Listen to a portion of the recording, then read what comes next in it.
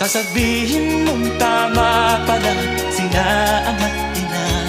Hindi pala birong maging magulang, o alam ko na. Kaya ikaw kasama ko, pakingganan pangaral ng magulang mo.